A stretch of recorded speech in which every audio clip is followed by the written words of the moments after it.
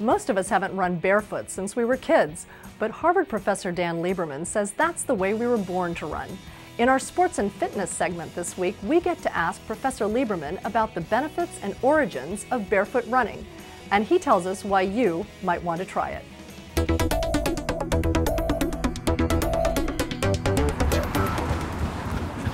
You actually think people perhaps should be running barefoot?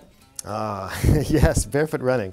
Well, I mean, we've been running for millions of years, right? And the modern running shoe was only invented in the mid-1970s. Don't get me wrong, I'm not opposed to shoes. I love shoes. I wear shoes almost all the time. You also have a real philosophy about why what you do is important and relevant to us in the 21st century. Can you tell us about that? There are many wonderful things about our lives today, but there are many aspects of our life that are so profoundly different from the way our bodies were designed that it gets us into trouble. So I'm interested in the disconnect between the bodies that we inherited, that evolved over millions of years, and the lives that we live, and how can we use that information to make our lives better. And when you say better, you actually mean healthier too. A typical hunter-gatherer walks 10 to 15 kilometers a day. 10 to 15 kilometers? That's, yes, 8 to 12 miles a day, right? Now, the average American walks maybe a mile a day, or maybe a few miles a day at most. So our bodies are designed for relentless, sort of regular physical activity, day in, day out. And when we don't exercise, vigorously, when we don't run, when we don't walk, we get sick. You actually would argue that our bodies are designed for running in particular. And there's a reason that a lot of people love to run, say, the Boston Marathon, the oldest marathon in America, right? And that's because we're actually the best long-distance runners of any animal out there in the world. We can outrun anything over long distances. We can even outrun horses. And why are two-legged animals better at running than four-legged animals? That's a great question. You know, Usain Bolt, who's the fastest runner in the world today, he can run maybe 10 meters a second, right? Which we think is fast, but a squirrel, you know, in the Boston Common can probably run about as fast as him, and for much longer. So most animals can run about twice as fast as the world's fastest humans, and they can run for much, much longer. So we were never very fast, and we could never run down prey by chasing them with speed. What we did get good at is running really long distances because, and here's how it works, it's a really cool trick. So humans can run at speeds that make animals gallop.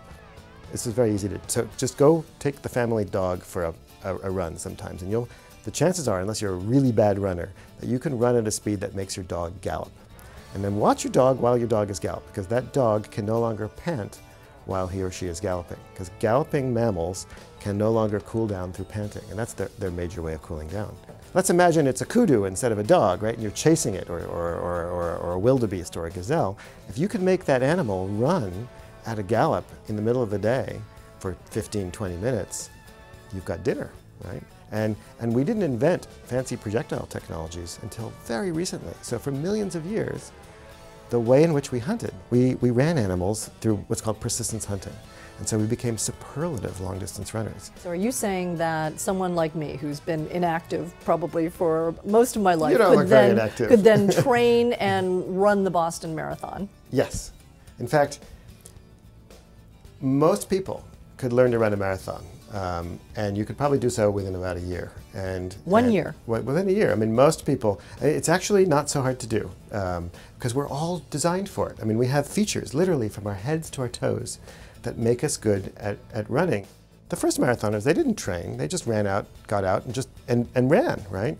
Now, of course, we have these incredible training regimes, and we have, you know, 30, 40,000 people running our big marathons. And a lot of them, if you go watch them, a lot of them are just average folks. They're just like you and me. They're not, you know, they're not star athletes. They're not gonna break a world record, but they're having fun. What we've done is we've looked at people, Americans and also Africans, who don't wear shoes when they run. And so we looked at habitual barefoot runners from all over the world and look at how is it that they can run. Because most of us think running without shoes is crazy, right? That must hurt. Most runners, when they wear a shoe, land on their heel. It's called a heel strike.